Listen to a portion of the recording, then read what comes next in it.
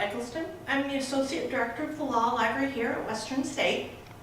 Today, I'm going to talk to you about family law resources and family law legal research. I just wanted to say that family law research, or even legal research in general, is really very important, okay? It's so important that because I missed a chance to talk to you at any length in the last class, we decided that we would videotape my presentation, okay, and have it so that you could watch it, and you could watch it as many times as you wanted. It's that important.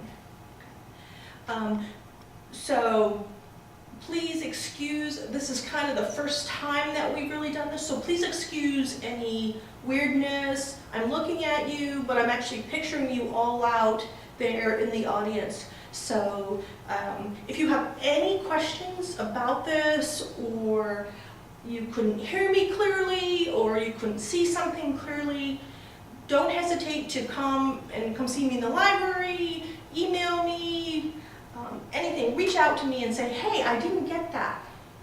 And I will be glad to answer any of your questions. Okay. So before we get started, I just want to say, when I am talking to you today, I am actually wearing 3 different hats. I know that sounds weird. The first hat that I'm wearing is my law librarian hat. I've been a law librarian for a long time. I've been one for 25? Gosh, how long have I been a law librarian? I'm a law librarian. I have a library degree and I have a law degree.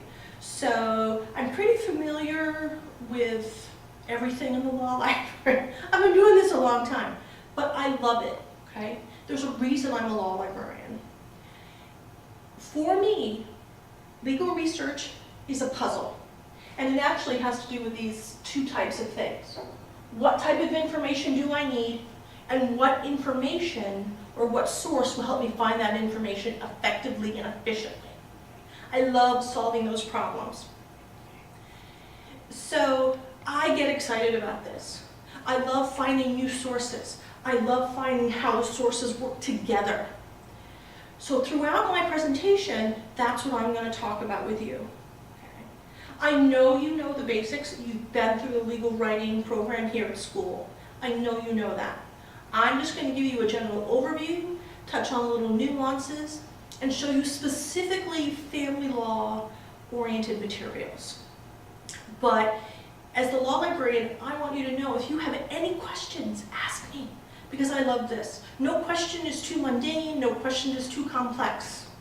If I don't know it, I'll ask my fellow reference librarians. We all work together, and we're really all here to help you.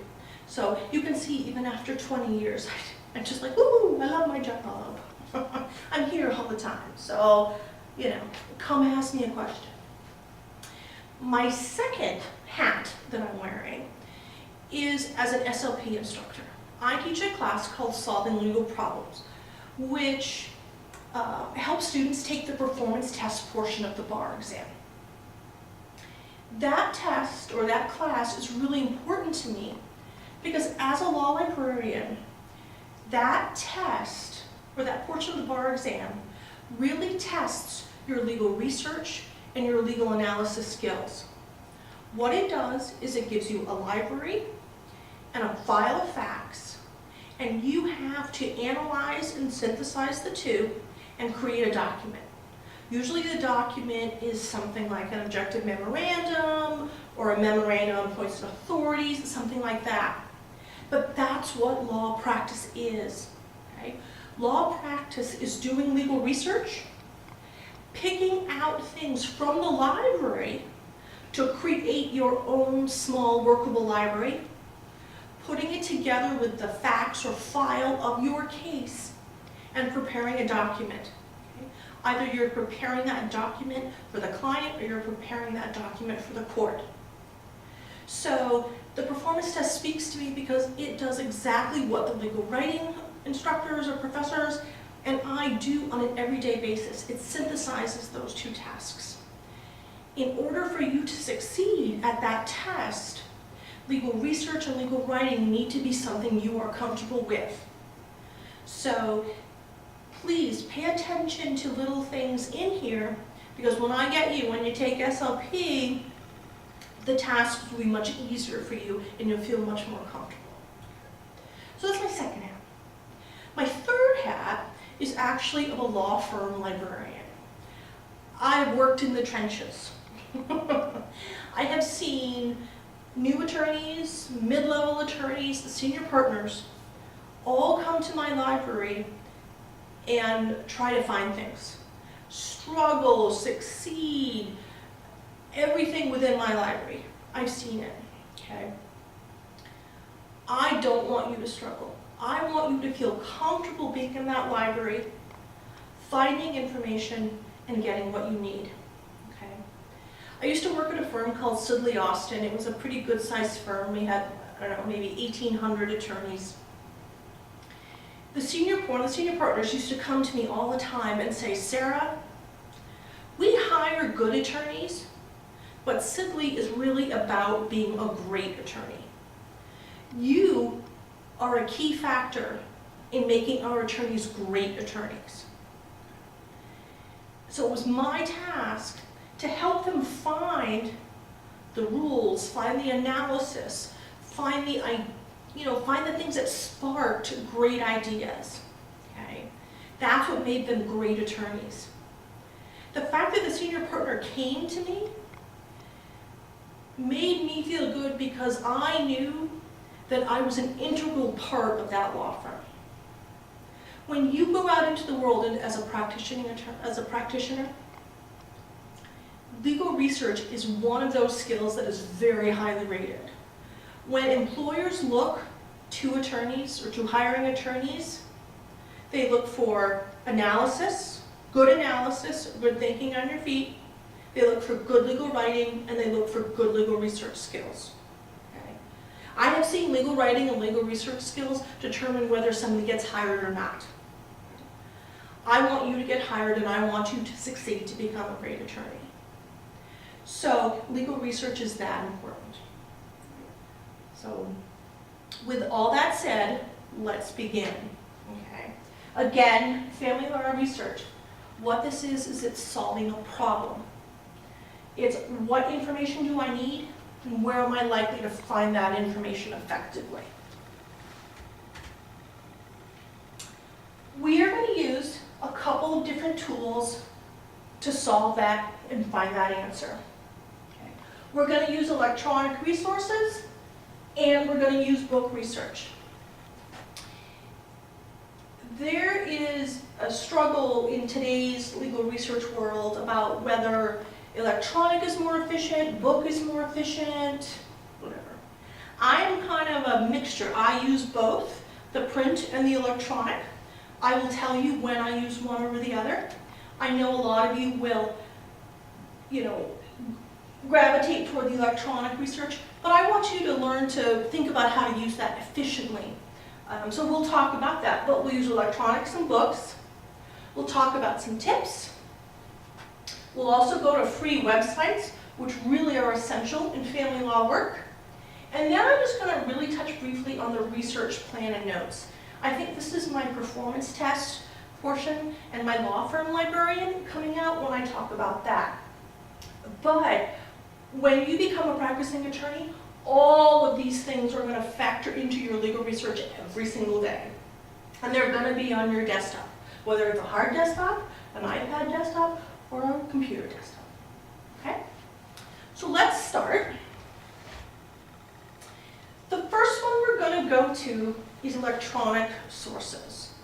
And the reason that I'm starting with the electronic sources is because in finding primary material, which is what we're going to talk about first, usually electronic resources are easier to navigate. Okay. So, electronic resources play a big part. I'm actually going to talk about the books first, like I probably said before, only because when you get to the electronic, they are based on the book. I want you to know kind of how the books were organized and what you're thinking in your mind and what the electronic people put online. So we're going to go to the books, and then I'll switch to Westlaw and Lexis, and we'll go over those quickly. All right. These are the books. These are the California codes. Okay. You may or may not remember, California has 28 named codes. Everything from the Civil Procedure Code to the Family Code, Welfare and Institutions, Government Code. As a family law researcher, all of those codes will be important. Okay. Family law is one of those issues that touches a little bit on everything, because it deals with things like premarital contracts, so you might deal with contracts. It might deal with child custody, so you might deal with Welfare and Institutions Code. You might deal with support from the government, so it might deal with the Government Code. You'll definitely be in court of some time, so we'll deal with the Civil Procedure Code. So it's important to become familiar with those named codes. Okay? I happen to have the Family Code. Just a word before we get going and look at the two different codes.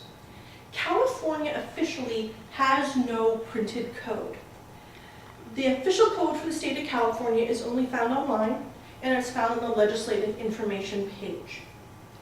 Because there is no official printed code, that leaves the two big publishers, West and Lexis, okay, the chance to publish a code of their own. No matter which code you use, know that they are very similar, but very, very different. Okay? The similarity will come in the actual text of the code. Okay? So I'm just going to look in and I'm just going to pop open a code. Okay?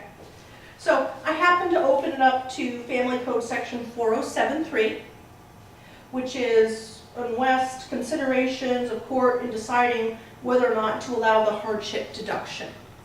And then you see the text of the code.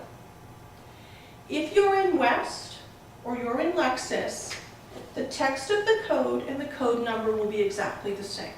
So there's no difference there. The only difference with the code books is the title. Okay? So this is consideration of court in deciding whether or not to allow a hardship. If you go into the Deering's code or the Lexis code, it will probably be different. Okay? That is not official, so they're allowed to give it any descriptor they want. Another difference will be what we call the annotations, which are found below. The annotations are really helpful hints and tips that help you understand the code section. So very often there are directions to the legislative history. How did it come about? Why did the Senate or the legislature pass this?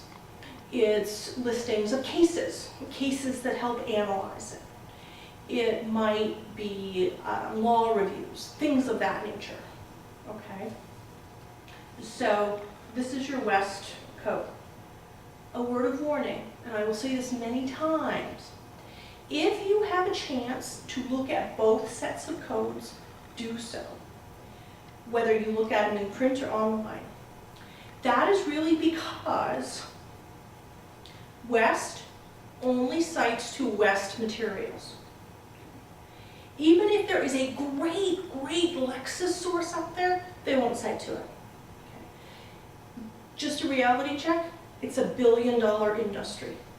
They are not going to promote another publisher's works.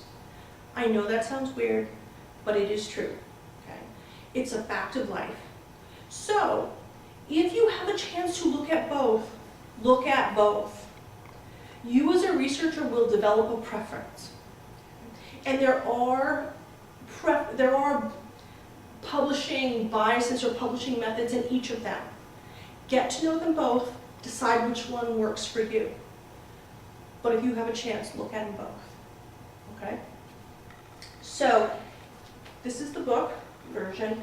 The nice thing about this book version is that you can easily tell it's the family code. This happens to be sections 3900 to 4899. In the very front of the book, okay, you can figure out how recent the material is. This says that it was published this book was published in 2013. but it has a 2014 pocket part, so you know how updated this book is really easily. In the very front, come on, you have a really nice organization. So it goes through, this happens to be the division on support, okay, which I know is something you guys have talked about in your class, whether it be spousal or child support. But it lays out the entire organization of the code, okay? That is super important because the code is not just numbers all randomly put together. There is an organization to the code and a hierarchy of code sections, okay? It is important that you know that hierarchy. I can tell you, when I was at Sidley, we had a wonderful brouhaha and snafu of a young attorney who was supposed to find a definition of something, a definition of a person. He was doing a multi-million-dollar M&A deal. The definition that he chose for person, he did not understand the hierarchy of the code. And he ended up going online and just finding the definition of the person. And he actually found the definition of the person in, I think it was the family code. Yeah. But he needed to be in the corporation's code where they defined family, or defined person, which was totally different. Ended up costing our client about $8 million because no one double checked and he didn't know the hierarchy. He got totally lost, okay? So finding where you are and understanding the hierarchy of this family code is super important. Okay. That's one of the great parts about the book, especially when it comes to code research, okay? Seeing them all on the shelf and figuring out where you are in that code section is really important. When we go online, you will see it's much harder to figure out. So that's West printed code. Oops, I got it right. And Deering's or Lexis printed code. Okay. Just know that technically, these are not the official code, but you can cite to them. So that's the code. Let's go online and try to find stuff.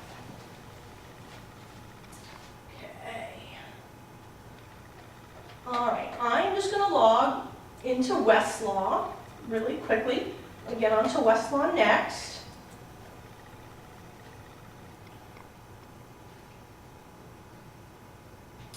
The really nice part about the electronic products, especially going on to something like Westlaw or Lexis, is that you can type in what you're looking for, a specific code section or something like that, and it will automatically pick it up. Because it knows that it's a citation. It's a citation that it recognizes. So say I wanted to find the California, oops, if I can type, California Family Code, and say I want section 4320. That's all I have to type in there. California Family Code 4320, hit enter, and it will come right up, okay? I don't know if you can really see this real well, but it gives me West Annotated Family Code, section 4320. It gives me a title.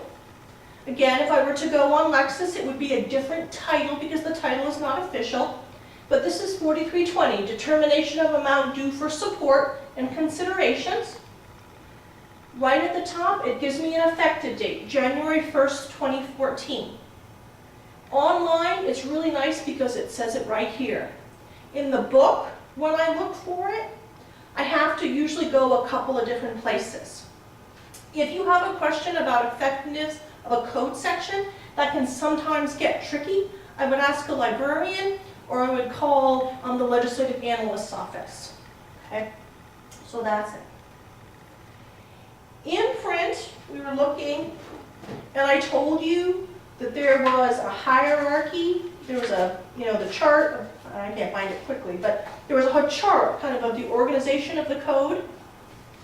Online, that is found right up here, okay?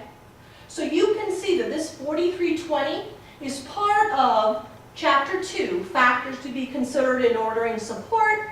It's Part 3, Spousal Support, Division 9, Support of the Family Code. So this is your hierarchy. When you put in California Family Code 4320 and something pops up, the first thing you want to do is check up here to make sure that you are in the right section. The reason that you want to do that is because sometimes you're looking for a code. Good example is a civil procedure code. But you get the number wrong. If you get the number wrong, you type California Civil Procedure 1005, and I know there's 1005, but if there's no 1005, something weird may pop up here, and you're going, oh, okay, it's got the same number, but if you don't check this, or at least check this, you may end up making that $8 million mistake. Okay? Don't get distracted by all that's up here and all that's to the side. When you come online for codes, here's your code section, but make sure that you check the order and you at least check to make sure you're in the right spot. Okay? So this is the online version. I want to show you another way to easily figure out. If you get to this 4320 right here and you go, oh, I definitely want more of what's going on, you can hit the table of contents and it will give you a big list. Now you can look at 4321, you can look at 4322, you can go higher up, okay, if that's not what you're looking for.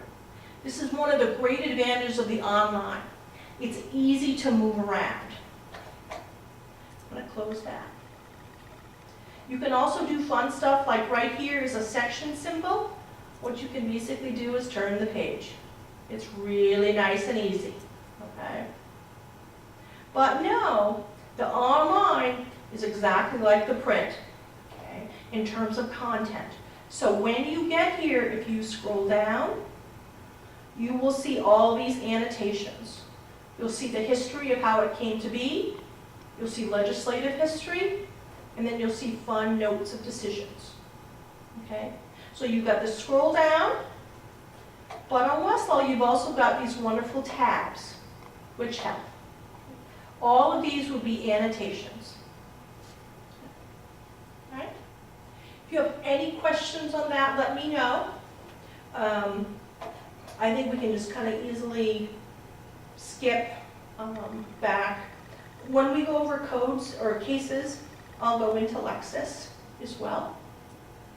Okay. So, codes as a wrap-up. Print or online doesn't make a difference.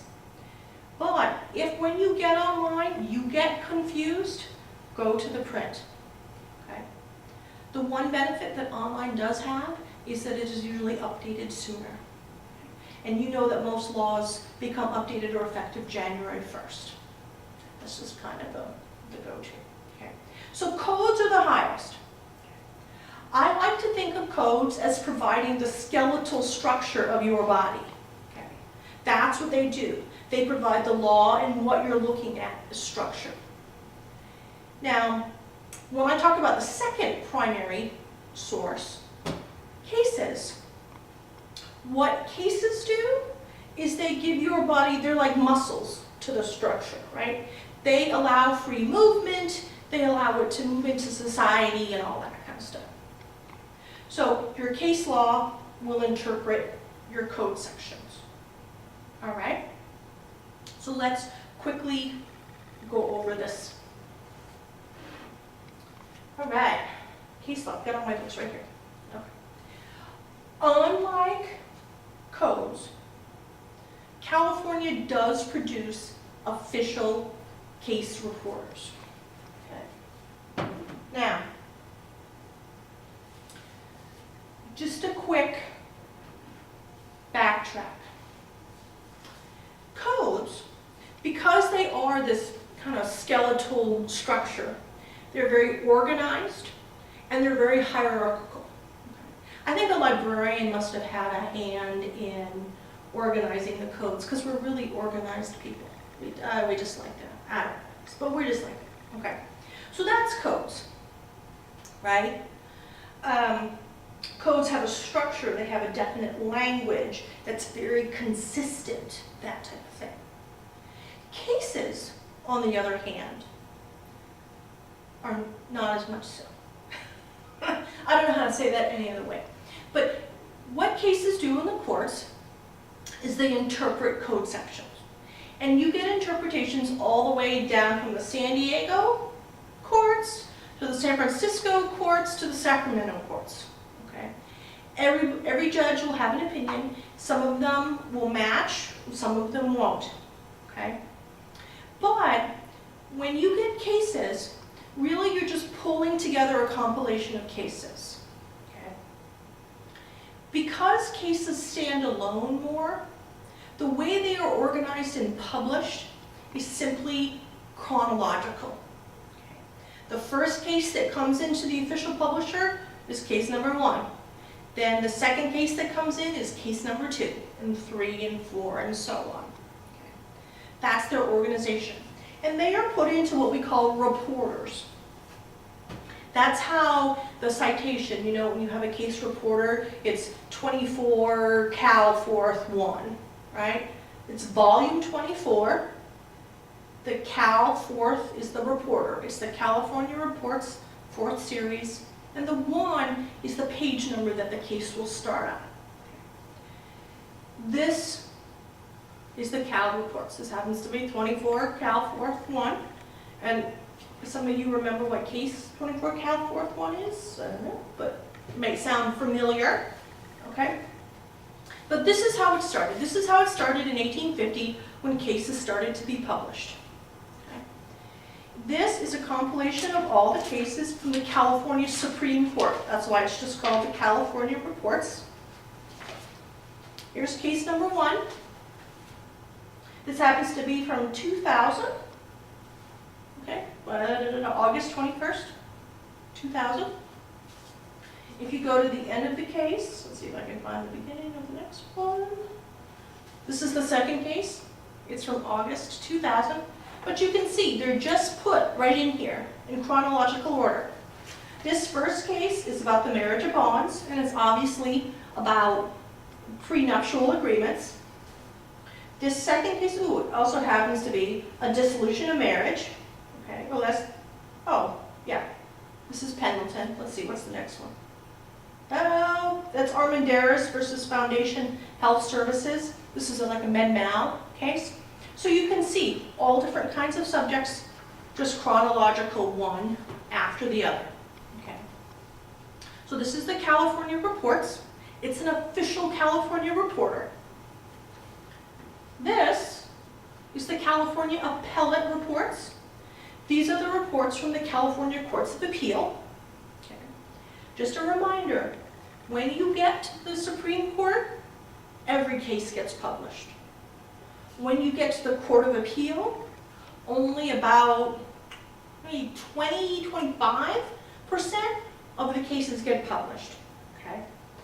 Usually cases only get published if they're a case of first impression, or there is a real split among the different districts within the Courts of Appeal. So there are a variety of reasons why a case might get published or not published. Okay. Obviously they're all published from the Supreme Court because the Supreme Court's kind of the highest and everybody has to follow the Supreme Court. Okay. But these are the official reporters. A case needs to be published in here for it to be officially published.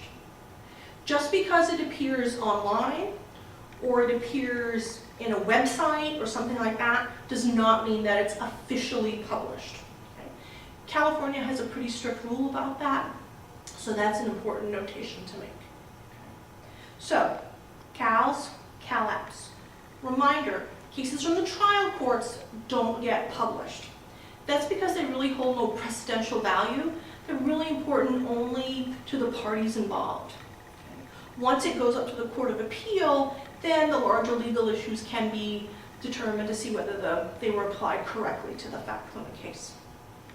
And a lot of family law cases really stay within the trial courts, right? Divorce actions, things like that, child custody actions, things like that. So a lot of times what you are looking for may or may not be in here. So official California reports.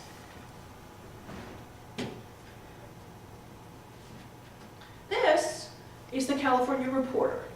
I wanted to point this out to you because while we have the official reports, West Publishing also produces something called the California Reporter. You may be aware of this, you may be very familiar with it. This is West Reporter. It contains the cases from both the California Supreme Court and the California Court of Appeals. However, this is not an official reporter. If it appears in here, it doesn't necessarily mean that it's published. Okay. Now, I will say this and I will say this quickly. Both West and Lexis really try to make their mark on the market. Okay. They like to take the biggest slice of the pie. West Publishing has its roots in litigation, in case law. West is the official publisher for the federal government in the fact that it produces the federal reports. It's the official reporter of that. It produces a series of books called the Federal Supplement, the Federal Appendix. They do case law well. They do it very well. And they have developed a system of head notes, and we'll talk about head notes in just a minute. I call them egg McMuffins because, like the egg McMuffin is the greatest sandwich on the face of the earth, head notes are also one of the most wonderful things ever to come out of publishing. Okay. But because West has its foundation in case law, they publish a lot of case law. Sometimes they publish case law that's not even supposed to be published. Okay? I'm just opening up this book and I see People versus Marshall, right? This case is only certified for partial publication. Okay? So technically the whole thing shouldn't even really be in here. I'll open it up and find another case, just randomly. So, where's the beginning of this one? Okay. This one, the same deal. Okay. This is actually not certified for publication. Okay. Again, randomly, I'll look for a case and see whether it's supposed to be published or not. If I can get to the thing. Okay. This one actually is. This is certified for publication. And you know how I know that? I can tell because I look right up at the top and I see a Cal App citation. Okay? That means that it's an official publication. So it can be published. Now, the reason that West includes all these cases are technically non-usable cases in court pleadings is because the unpublished cases might be helpful to you.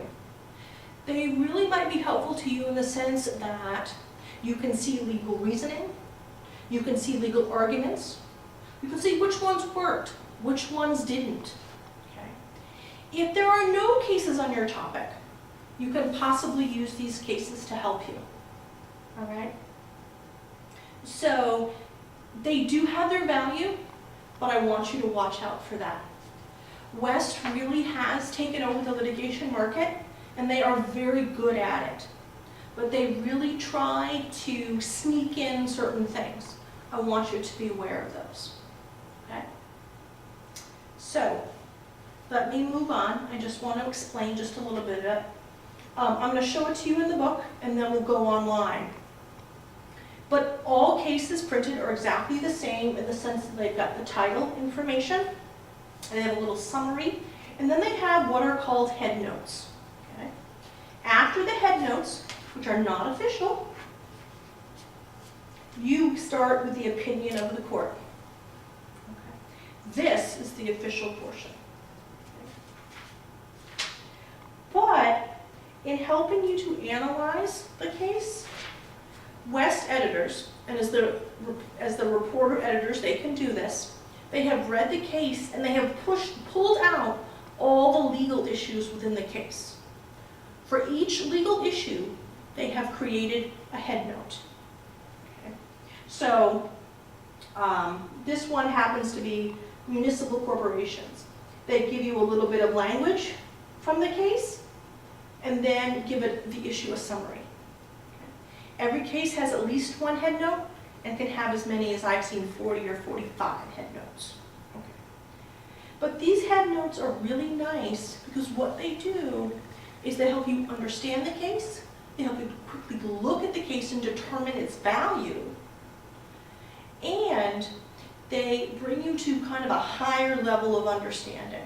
And we'll talk about that in just a minute, okay?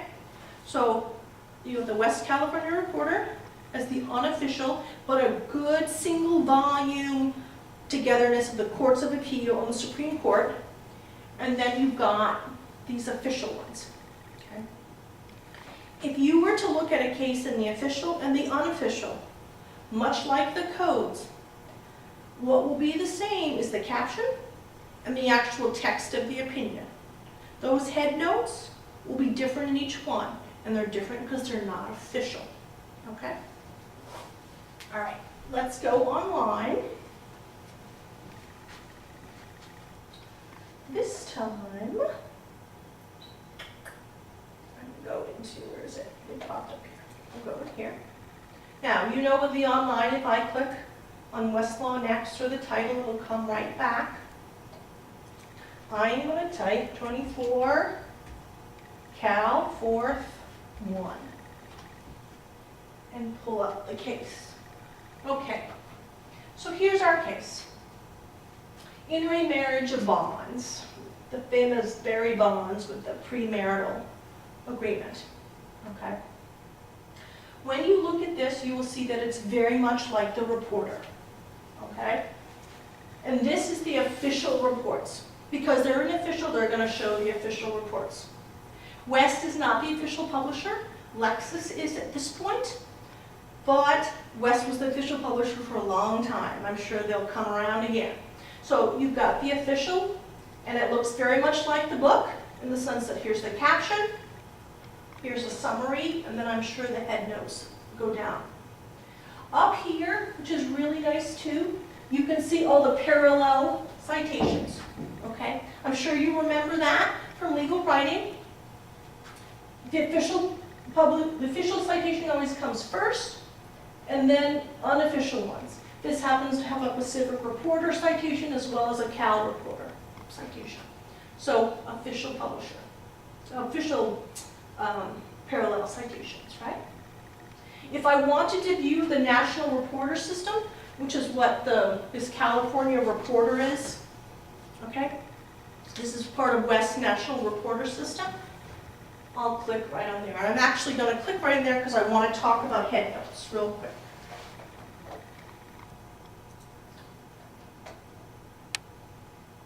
All right. Here's the official, here's the National Reporter System. I'm going to come down and headnotes. Now, remember when I quickly just talked about headnotes? I said they were like egg muffins. And I will stick to that because I think they really are like egg muffins. McDonald's is an evil empire and you don't want to eat there all the time, but egg muffin, hey, so good. Anyways, same thing. Like I said with the codes, if you can look at both, right? This happens to be the West. If you can look at a Lexis version, look at a Lexis version. But I gotta tell you, in all my experience, West, they have the headnote and key number thing down. It is a great system, okay? Use it. And this is where I want you to ask to be a little bit, or remember to be a little bit humble, okay? Use all those resources at your disposal. Don't think that you're the next John Roberts or Antonin Scalia right away. I know some of you have the potential. In fact, I have a couple of students already. But use all those things to help you analyze. Go from that good attorney to that great attorney. Head notes are going to help you do that. Like I said before, what they do is an editor will read the case, pull out a legal issue, and create a head note. In this case, this head note happens to be the third head note. It's husband and wife and the validity of a settlement in general. When reporters were in books only, this head note system was organized into something they called a digest. This is the West California Digest. I can look up husband and wife. Okay. In the digest, if I were to do that, I'd look up husband and wife, okay? And it usually has a number in the digest. We'll talk about that later. Okay.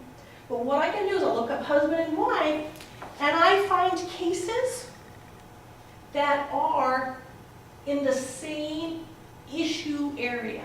Okay? They're the same general issue. The thing about that, and why the digest system and the head note system works really well for you, is because this issue, okay, of an ability to challenge a premarital agreement is a larger concept, right? The validity of a settlement agreement is a larger concept. Who writes case opinions? Judges. Do all judges use the exact same terminology? No. They might use the same premarital agreement. Well, some of them might even call it a prenuptial agreement. Somebody might, instead of talking about parties, they talk about parties. Instead of talking about challenging, they might say enforcing. Okay? So there's all different kinds of language and keywords that could possibly be used. You don't want to spend all your time imagining all the possible ways somebody can say the validity of a settlement in general. You don't want to do that. What these people have done is do that for you. Okay? They've looked at all the language and said, hey, that might not be common language, but it really is about the validity of a settlement. So we're going to pull that out and give it the head note. So if this is what you are fighting over, or this is what you are researching in your fact pattern, you can find a case like this. You can come down to the head note that's meaningful for you. And then if we click on this head note, it will bring up more cases that deal specifically with this head note. And you can see 22 other cases cite this head note. In this one, it's 20 cases that cite the head note. Okay? For this one, it's 1. All right? So head notes really are, they're a wonderfully helpful tool that you should get comfortable with. However, just remember, head notes are not official. You don't cite the head note. Okay? What you cite is you go into the case and you cite that page of the case. Okay? All right, I hope that makes sense. But what I'm going to do is I'm just going to click on it to show you real quickly. So if this is the head note that we are concerned with, I'm going to click right on it. And you can see, here come, oh, this happens to be the same case, oh no, close. Okay. Estate, marriage of Factor, estate of Wilson, in marriage of Melissa, and remarriage of Hill and Dittmer. More cases that talk about your exact issue. Okay? If I were to put that language of premarital agreement and involuntarily, let's try that and see how we do with that. So I'm going to go back here. I'm actually going to choose California State Materials because I'm family law. So if I put in premarital agreement, and let's say validity, something like that. Instead of 9 solid cases, I actually, if I look at the cases up here, I get 95 cases, okay? A lot more, okay? They may or may not be helpful to me, but with West and using the headnote system, I know that they've narrowed it down. I know that those cases will be on point with regards to that subject, okay, or that topic. Okay. So that can be important, especially if you bill at a certain, dollar amount per hour. You want to use your time effectively. Okay. So that's codes, and that's cases.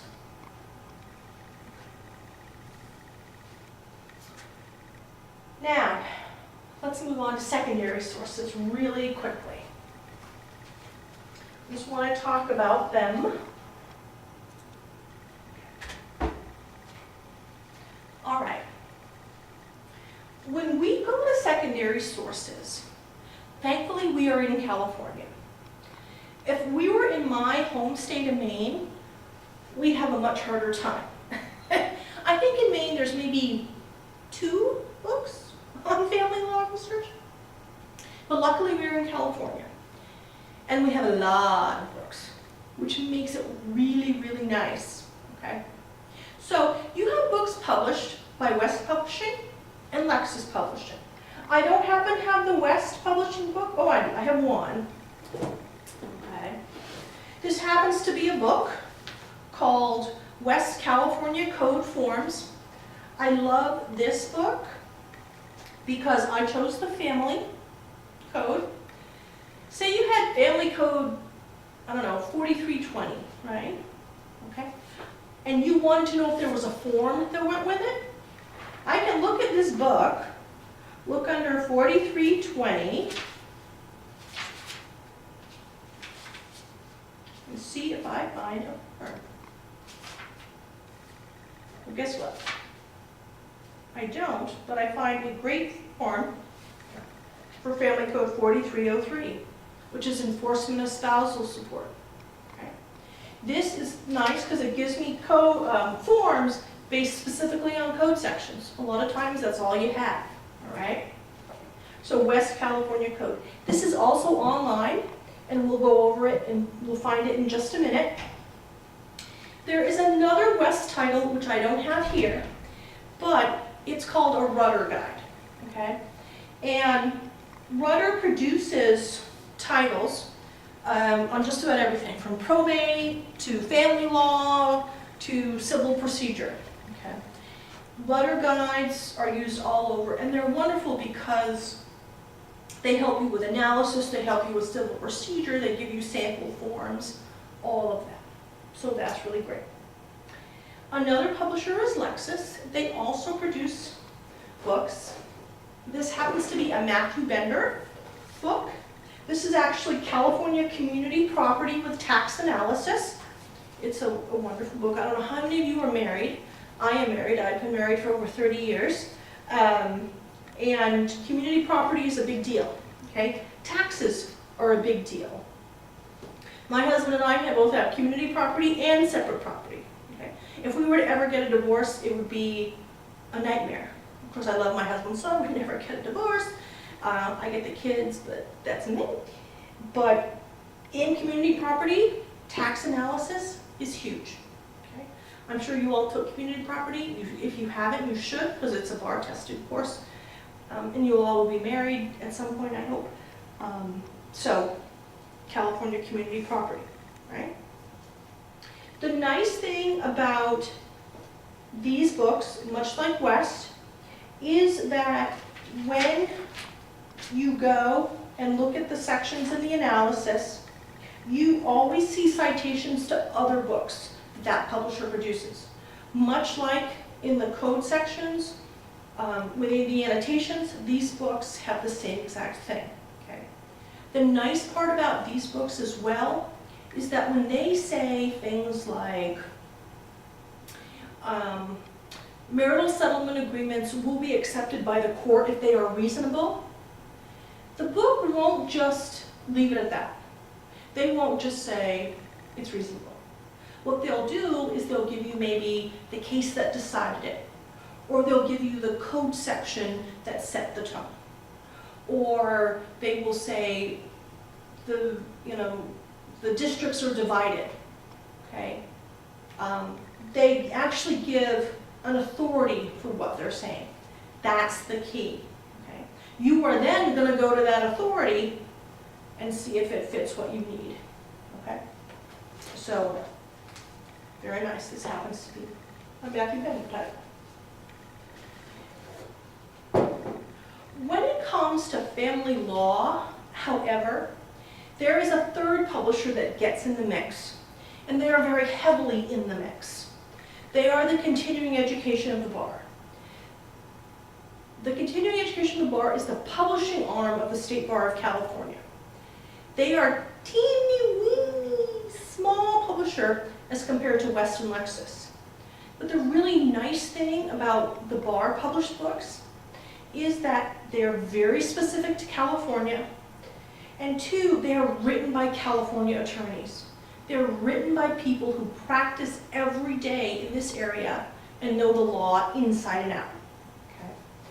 This happens to be a great book. It's called A Practice Under the California Family Code. It's a one-volume book that comes out every year, and it is loaded with sample forms. It's loaded with analysis on every single topic. Okay, so I mean, you could look up quadros in here. You could look up modification of child custody. You could look up annulments. There's a little bit of everything in this book. As a family law attorney, many of the solo and small firm attorneys that I used to work with had this book. If they had one book in their library, this was the book that they had. Okay? So the secret